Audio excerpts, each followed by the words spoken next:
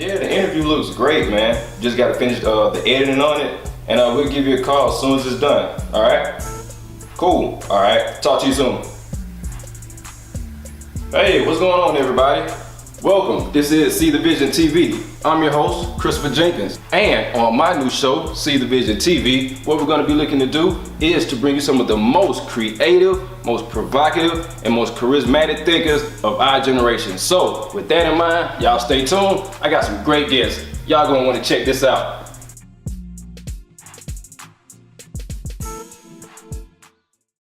What's going on, everybody? Welcome back once again. This is See the Vision TV. I'm your host, Mr. Christopher Jenkins. You already know what it is. Got another great show in store for y'all today. Today we have a really good guy, a really good, positive young brother. I love what he's doing. Actually, my mom put me on to this guy. I didn't even know who he was. You know, she just threw the name out there to me. And she was like, yeah, you should go and speak with him. I think you'll be really impressed. And I must say that I have been so far. You know what I mean? We have none other than Mr. Marvin Laster, CEO of the Boys and Girls Club here in Albany, Georgia. And actually, I thought this would be a good time to wear Our Kids, Our Future shirt, being that we have Mr. Marvin Laster of the Boys and Girls Club. Shout out to Mr. Rodriguez Thomas, brother. Man, how you doing, man? I'm good, man. Good. I appreciate you wearing that shirt. Yeah. We kind of raised, we call him Dreek. Dreek, yeah.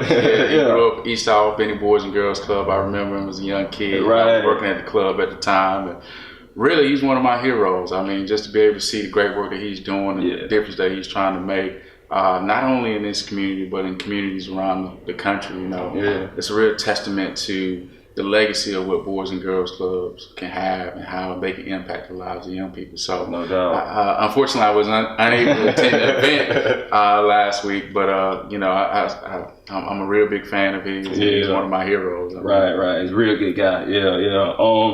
But this is about you today. So, let's get into it. I always like to give my audience a little background on the guest. So if you could just share a little bit about yourself personally, you know. Well, I'm just Marvin, man. You know, born and raised here in Albany, Georgia. Grew up in the Boys and Girls Club. Started at a very young age, at 8 years old, and really committed the last 31 years of my life to serving young people. So I worked for the club from the time I was a high school senior until I graduated from college. And I've seen, not only did I work at the club, I served on the board for a couple of years, and I actually had the opportunity to work for Boys and Girls Clubs of America for 10 years on the national in the national staff and the national headquarters.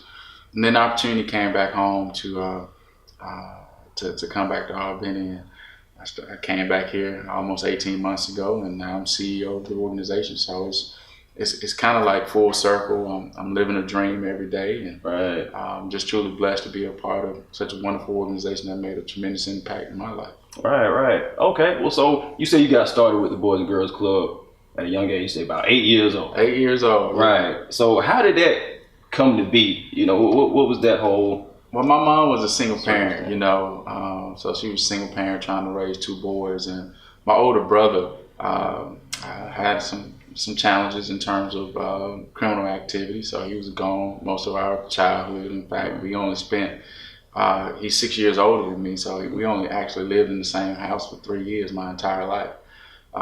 And so my mother was intent on ensuring that I didn't follow down the same path that he did, and so she enrolled me in the Boys and Girls Club, just thinking that it would be a place for me just to have a safe and fun place to go, be around people that really cared and that would take an interest in me. Wow. Jeez, man. You say y'all only lived in the same house for 3 years. 3 years. I mean, I'm 39 now. He's 45, and unfortunately, we still haven't lived in the same house for 3 years. Yeah. Okay. So, as a young guy in the Boys and Girls Club, you know, I know that you know, a lot of people go there because you know it is a good environment. You know, it's a place that you know you can really get that guidance and that mentorship. So with that being said, who were some guys that you may recall that you know kind of helped you along the way? You know, the list is long. You know, I got a lot of great mentors. You know, I started with the Belt brothers, Andrew, Jason, Steven, and then late Ray or Matt Belt. They really were the trailblazers here. When you think about it, they integrated the club in the early 1970s. So, a lot of the folks that came after them, we owe a tremendous amount of debt to them. People like Bernardo Knight, who was 1988 Youth of the Year. Huge fan of his, wanted to be like him. I wanted to be Youth of the Year like him. And 6 years later, I was named Youth of the Year. Wow. People like Michael Skip Nelson. You talk about the Will Armstrongs of the world. Yeah. And also some of the members, had a tremendous impact in my life. We already talked about Drake. We talked about Shannon James. We talked about Brandon Hosley, who's now one of our board members, who technically he's my boss, one of my bosses. So just the list goes on. And there were some women as well that were scattered through there. The Virginia Boys, the Gail Halls and others. And, probably one of my closest friends and mentors right now is my predecessor, Bob Hutchison. I mean, he really saw something in me at an early age and gave me my first job. And he teases me now and says that he hopes that this is my last job. So we'll see. It seems like it will be, man. You're on the road, man. You're doing good things out here. So tell me this, what was that pivotal moment for you when you realized that the Boys and Girls Club was more than just a after school program, so to speak? You know what I mean? And you really got involved with it, I still have a picture of it. It was the first time that the club took us to the Atlanta Braves game. I'll never forget that. A bunch of us, we went up to the Braves game. It was before they were winning. So you had people like Dale Murphy, Zane Smith, Bob Horner, and I had never been to Atlanta before. And so we went up. It was Fan Appreciation Day. We all got jerseys. I still have mine. I was about 8 years old. What year was that? Man, that was a long time ago. That was a long time ago. When you start talking about Dale Murphy, you probably don't even know who Dale Murphy is. Yeah. But yeah, man, we went up and on this ragged yellow bus. Old school bus. That club had a bus back then, and I never forget, man. My mom, when we got back, my mom snapped a Polaroid picture. Yeah, that's throwback. I still got that Polaroid. Wow. When we came back, and I had my jersey on, and I realized then, the club is really about three things. A lot of people see us as an after-school place or a glorified daycare. Some others think of us as just swim and gym, but really, the club is about instilling the 3 E's in young people: education, experience, and exposure. And the greatest of those three is exposure. To expose young people's mind to a world beyond what they see, just not only in their home, but not only in this community, but to get them to understand that there's a world bigger than this, and they can play a pivotal part in it. And a lot of people are shaped by their experience, by their environment. Mm-hmm. But kids that come to the Boys and Girls Club, their lives are shaped by their experiences, and those experiences that other people have touch them, not in a physical manner, so to speak, but also touching them in a way to expose their mind to even greater heights and things that they never thought they could do. Right, and that's so true. A friend of mine, we actually co-host a radio show, and we speak about it all the time. It's about exposure. It's so many kids out here that they just don't get that exposure. And like you say, like you had never been to Atlanta. And you would be surprised how many of these kids have never been right up the road to Atlanta and had that chance to see the city and see the big lights and the people and the nice cars and nice things. And they really think that Albany is it. And that's kind of depressing. When you think about it, I feel like that's depressing because... Well, that's why we got shows like this, that we can expose young people to those kind of things. We just took some kids on a college campus trip about a month and a half ago. And you're right, we had a young lady, 16 years old, had never been out of Albany, Georgia. Never been out of Albany, 16 years old. And so when she sees Georgia Tech, Spelman, Morehouse, the whole AUC, the vibrance of that. And then we went over to Auburn University in Tuskegee. And while we were in Atlanta, we did the CNN Center. We took the train and the new trolley train to the King Center. We did Centennial Park. And just did a lot of other things. We took them to a nice sit-down restaurant, and gave them a nice meal where they had to order and that kind of stuff. And so to expose them to that kind of environment, I hope, is the spark that would ignite a flame to want to see and do more. I'm just a kid from East Albany behind the mill, and never in my wildest dream that I think that at 39 years old that I've been to 43 states, 3 different countries, and I met heads of states. I met celebrities and had the opportunity to develop relationships with people of that nature. As an 8-year-old, as a 13-year-old, you couldn't have told me that. But the Boys and Girls Club made that possible for me, and I'm so thankful every day. And I don't tell those stories to be braggadocious. I tell those stories just to say that, it's possible. When we say great futures start at Boys and Girls Club, it's true. I'm a living testimony of that. Right, man. 3 different countries. What countries have you been to? Canada, Mexico, Japan. You been to Japan? Yeah. Wow. Yeah. Got a chance to go over and spend 2 weeks in Japan in 2007 with Boys and Girls Club. A lot of people don't know that there's a Boys and Girls Club in every state, in every United States military base in the world where troops can take their families. So when I was on national staff, I was a part of a team that was dispatched to a naval base in Yokosuka, outside of Tokyo. So I was there for a week. And then after I finished my assignment in Yokosuka, I flew back from Tokyo to a place, to an Air Force base in Misawa.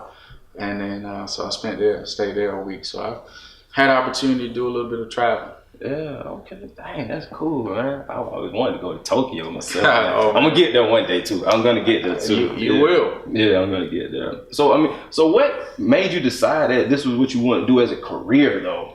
Well, because, I know a lot of people, I don't think they really understand that there's opportunities, with the Boys and Girls Club. It's like you say, it's not just a after school program or a daycare center. It's great opportunity. No, we're not daycare at all. Yeah. We're a youth development organization. Right. But I initially had interest in politics. So I used to intern with then State Senator Mark Taylor, who went on to become Lieutenant Governor of the state. Right.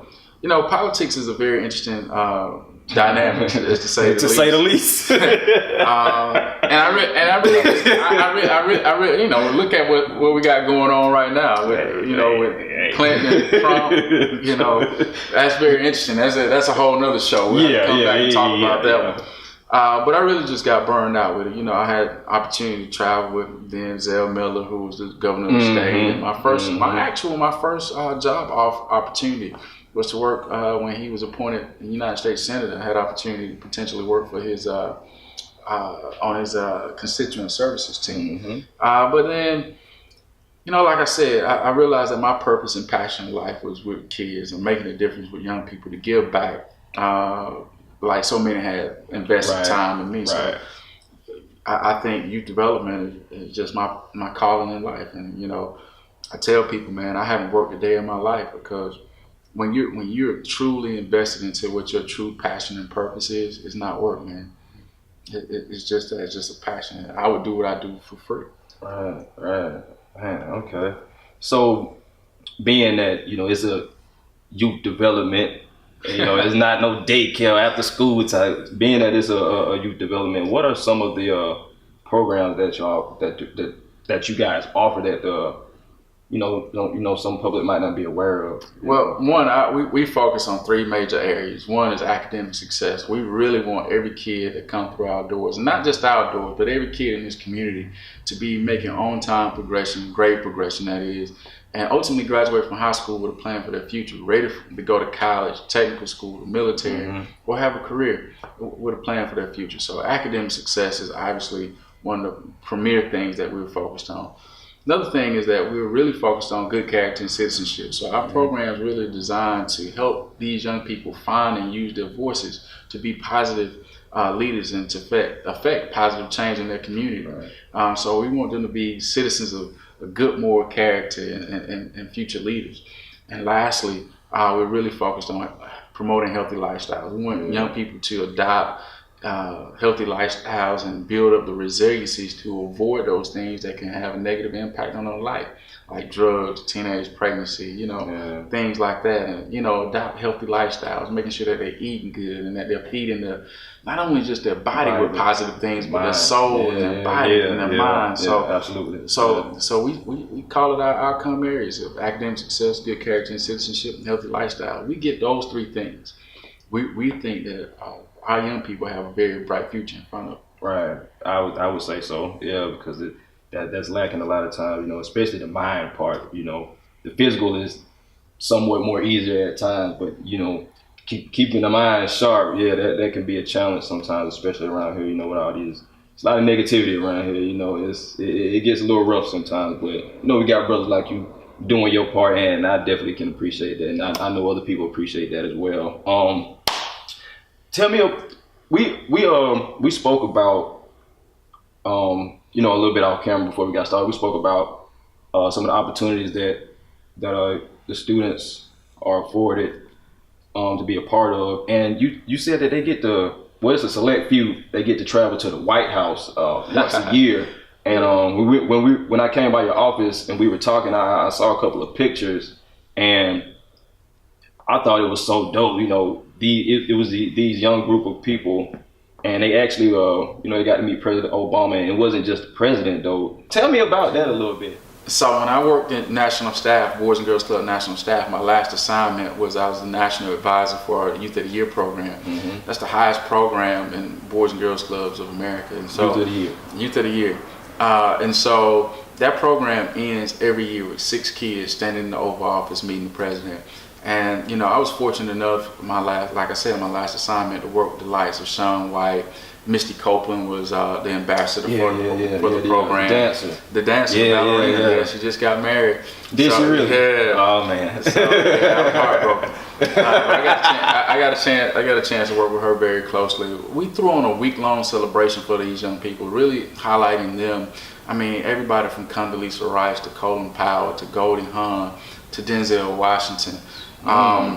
Denzel. Ashanti, Kelly Rowland. Patti LaBelle performed. Aunt Patty. Yeah, she performed for him. We met with the CEOs of Disney, Olive Garden, and some other folks. So it was just a week-long celebration. That's the kind of opportunities that Boys and Girls Clubs of Albany and me starting right here afforded me to ultimately manage a program that had me working with the likes of those kind of people, and being on a first name basis with them. When I know them, they know me, and I see them, they see, that kind of thing. Yeah. So it was an amazing experience, man. Wow, man. So what's up next for Boys and Girls Club? What's new? What's up and coming? What's new for us? One, we got a new facility that we're bringing online in East Albany that really? I'm excited about. Yeah. Okay. It's a public-private partnership with the city, with Thornton Gym. $2 million renovation project. Everybody's seen the new pool and splash park, but there's a gym coming online, and there's also a sports field that's coming online here shortly. So more to come from that. We're doing things like cycling programs. We're trying to create more opportunities to give kids internships and work-based learning experiences, new teen centers. So I'm just working on a whole bunch of things, just trying to get the community to rally around us, and more importantly, to get the community to invest in our young people. I mean, that's what it is. It's an investment, and so we really gotta support it. Have to, yeah. Yeah. So a little bit goes a long way, but a lot of people think that we get all our funding from the government, and that's absolutely not true. We have a $1.2 million budget, and my job every day is to raise every single penny of it. Right, because $1 million is not a whole lot of money. No, not when you're trying to change the lives of kids. Yeah. Wow, man. Hey, just a kid from the east side behind the mill. Yeah, wow. Mill boy all day long. Original Mill boy. Yeah, that's cool. No gang affiliation. Just community and neighborhood pride. Just where you come from. Yeah. Like, never be ashamed of that, because it doesn't matter where you started. It's always about where you're going and where you plan to end up at. And man, I just salute you. My hat goes off to you for what you're doing in the community. We need more young men like yourself. Well, we got them, and you know, I'm getting old. You know, we got guys like you, man, and great things that you're doing with See the Vision. I think that is real positive, man. I just want to commend you for all that you have and continue to do, and I know your future is a lot brighter than mine, my friend. I appreciate it, man. I appreciate it. Thank you for coming by, man. Once again, Mr. Marvin Laster, CEO of the Boys and Girls Club right here in Albany, Georgia. Y'all be sure to support him and support our young people right here in Albany. We need y'all. Please don't hesitate. Y'all know where to find them. If you don't know where to find them, get at me. Now I'll put you in contact with him. He needs all the help that he can get. So yeah, man. That's cool, man. I appreciate you coming through, man. Once again, this has been See the Vision TV. Mr. Marvin Laster, East Side, Doherty High. You got it, man. Albany State. Albany State, yeah. We catch y'all next time.